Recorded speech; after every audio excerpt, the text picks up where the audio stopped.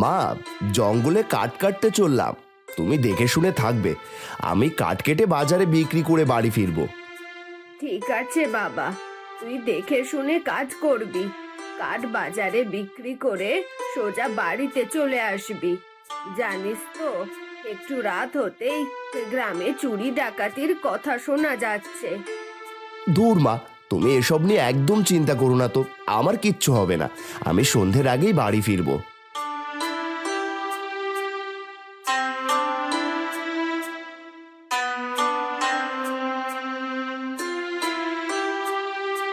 এই তো পেয়েছি একটা গাছ।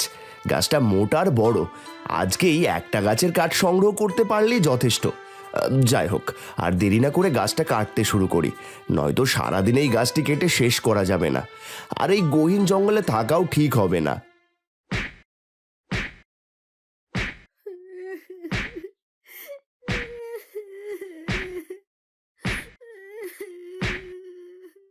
এ কি, এই গহীন জঙ্গলে কান্নার শব্দ? না না, আমি হয়তো ভুল শুনছি। এখনো অনেক কাজ আছে, কাজে মন দি। তাড়াতাড়ি কাজটা শেষ করতে হবে আবার।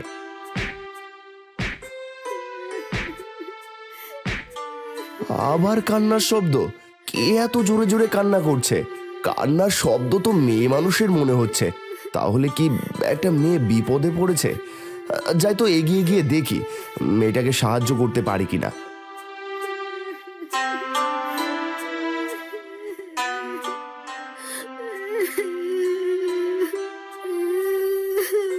কে কে তুমি? এই জঙ্গলে বসে কাঁদছো কেন? কি হয়েছে তোমার? আমায় বলো।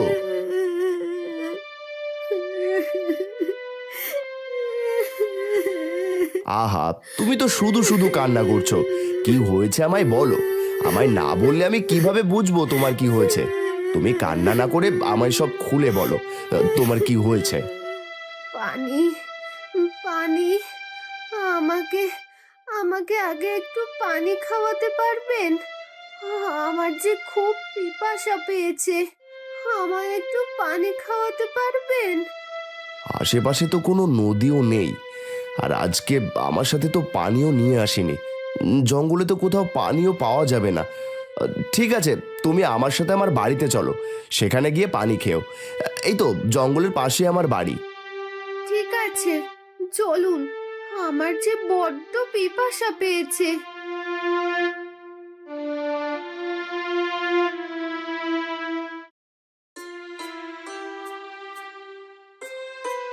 মা, ও মা, কোথায় তুমি? তাড়াতাড়ি একটু বাইরে এসো। কি হয়েছে বাবা? এত ডাকছিস কেন? আসছি আসছি। এ জানে ছেলেটার কখন যে কি হয়। যাই তো, আজকে এত তাড়াতাড়ি আবার কেন বাড়িতে এলো?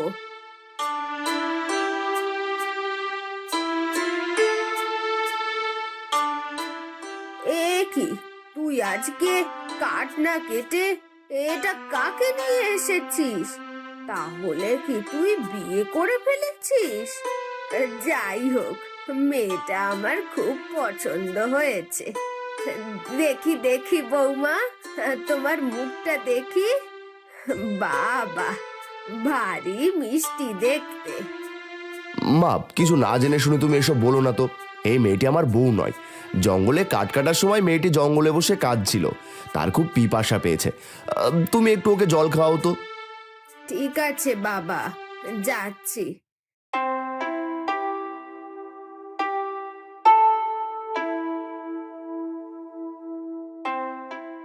এই নাও মা, পানি খেয়ে নাও।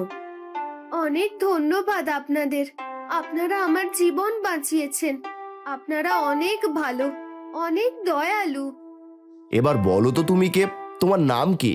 তুমি জঙ্গলের কোথা থেকে এসেছো? আমার নাম পরি। আমার কেউ নেই এই দুনিয়াতে।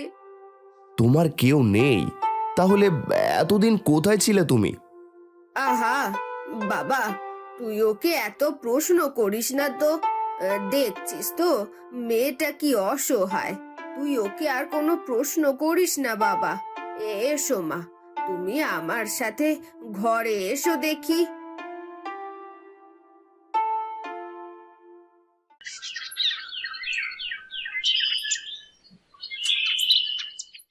মা, এই মেয়েটাকে আমাদের রাখা ঠিক হচ্ছে না। যদি গ্রামের মানুষেরা জানতে পারে তাহলে সমস্যা হবে মা। হ্যাঁ বাবা, তুই ঠিকই বলেছিস। বাবা, তুই আমার একটা কথা রাখ, না করিস না। তুই পরীকে বিয়ে কর বাবা। ওকে যে আমার ভীষণ ভালো লেগেছে। আর পরিমাও তো আমাদের সাথে ভালোই আছে। মেয়েটা ভীষণ ভালো। ওকে বিয়ে করলে তুই অনেক ভালো থাকবি। আমি ওকে হাতছাড়া করতে চাই না বাবা। কি বলছো মা? আমি ওকে চিনি না, সেও আমাকে চেনে না। আর পরি কি আমাকে বিয়ে করবে?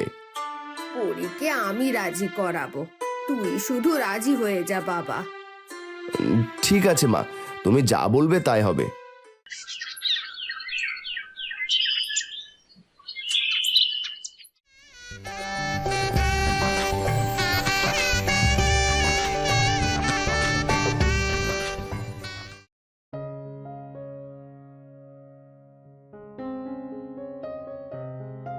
এ কি, পরি কোথায়? হ্যাঁ, এত রাতে পরি কোথায় গেল? দেখি তো বাইরে আছে কিনা।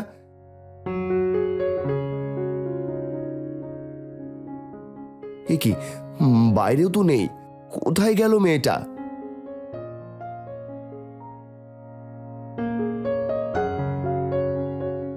পরি, তুমি এত রাতে কোথায় গিয়েছিলে আমাকে না বলে? আমার ঘুম আসছিল না, তাই বাইরে গিয়েছিলাম। তুমি ঘুমাচ্ছ তাই ডাকিনি, কিন্তু এখন বড্ড ঘুম পেয়েছে। আর কথা না বলে চলো ঘুমাবো। ঠিক আছে চলো, কিন্তু এখন থেকে কোথাও গেলে আমাকে বলে যাবে। ঠিক আছে গো, এরপর থেকে তোমাকে না বলে কোথাও যাব না। এখন চলো ঘুমাবো।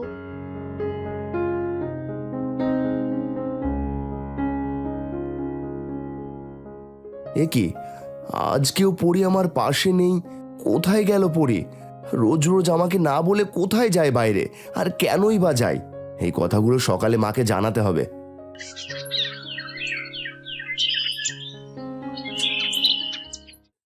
মা শোনো, কিছুদিন ধরে পরি আমাকে না বলে রাতে বাইরে যায়। তাকে কিছু জিজ্ঞেস করলেই সে আমাকে এড়িয়ে যায়।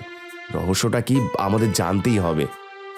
আমার কাছে কিছুদিন ছিল, তখনও সে রাতে বাইরে যেত রোজ রোজ, কিন্তু আমি তোকে কিছু বলিনি বাবা।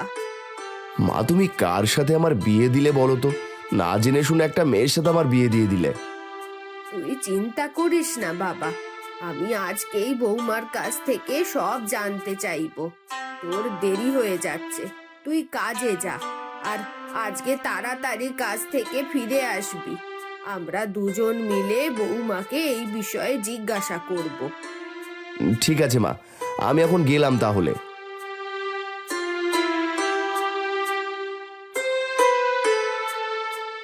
বৌমা, তুমি সত্যি করে একটা কথা বলো তো, তুমি রোজ রোজ রাতে কোথায় যাও? আমাদের সব সত্যি কথা বলো, তোমার কোনো ভয় নেই। আমি যে একটা মিথ্যে কথা আপনাদের কাছে গোপন রেখেছি মা। আপনারা অনেক ভালো। আপনাদের ভালোবাসা পাওয়ার জন্য যে আমি আপনাদের সত্যিটা বলতে চাইনি। আসলে মা, আমি মানুষ নয়, আমি একজন পরী। এ কি, সত্যি সত্যি যে পরি হয়ে গেল? মা, আমি ভুল দেখছি না তো? না না, সত্যি দেখছো গো তুমি। আমি যে একজন পরী। আমি তোমাকে রোজ রোজ জঙ্গলে কাঠ কাটতে দেখতাম। তখন আমার তোমাকে অনেক ভালো লাগে, তোমার সাথে কথা বলতে ইচ্ছে হয়। তাই একদিন পরিমাতাকে বললাম, তখন উনি আমাকে মানুষের রূপে পাঠায়। কিন্তু পরিমাতা আমাকে একটা শর্ত দিয়েছিলেন, যেদিন আমার সত্যিটা সবাই জানতে পারবে সেদিন আমার আসল রূপে আমি ফিরে আসব। আর এখন তাই হলো। আপনাদের ভালোবাসা আমি কোনোদিন ভুলবো না। আপনারা অনেক ভালো মনের মানুষ। আমাকে যে যেতে হবে। না না, তুমি যেও না। তুমি পরি হওয়ার যাই হও, আমার তোমাকে লাগবে।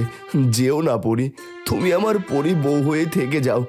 তুমি ফিরে এসো, আমিও যে তোমাকে খুব ভালোবেসে ফেলেছি। ফিরে এসো পরি।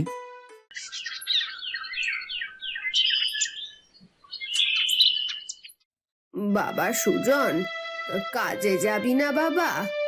আর কত মন খারাপ করে থাকবি বল? বিধাতা হয়তো তোর কপালে এমনটাই লিখে রেখেছিল। মন খারাপ করিস না বাবা, দেখবি একদিন সব ঠিক হয়ে যাবে। মা, আমি যে পরীকে কিছুতেই ভুলতে পারছি না। এই কয়েকদিনের মধ্যে পরীকে আমি অনেক ভালোবেসে ফেলেছি। আমি যে পরীকে ছাড়া একদম ভালো নেই। এখন কাজে যা বাবা, আমরা যে গরিব, কাজ না করলে তো আবার পেটে খাবার জুটবে না। ঠিক আছে মা, আমি কাজে গেলাম তাহলে।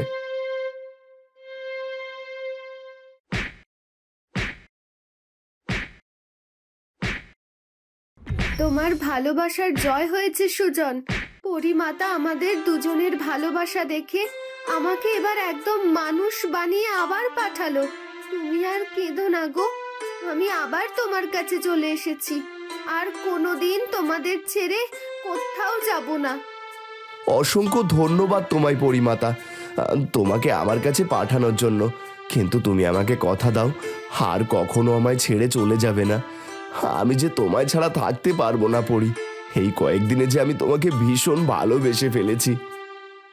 না, আমি কোথাও যাব না তোমায় ছাড়া, কথা দিলাম।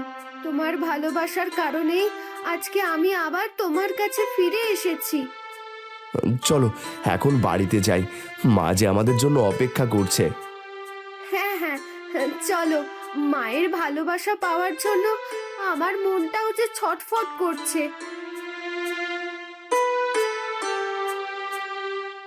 মা, ও মা, কোথায় তুমি? দেখো আমি পরীকে নিয়ে এসেছি।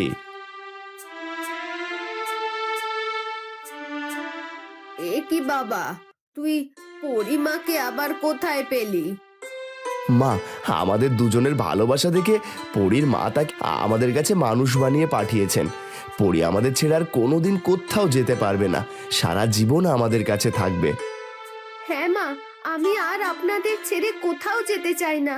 সারা জীবন আপনাদের এই রকম ভালোবাসা পেতে চাই।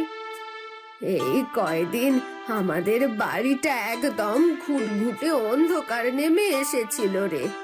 তুই আসাতে আমাদের বাড়িটা আবার আলোকিত হয়ে উঠেছে।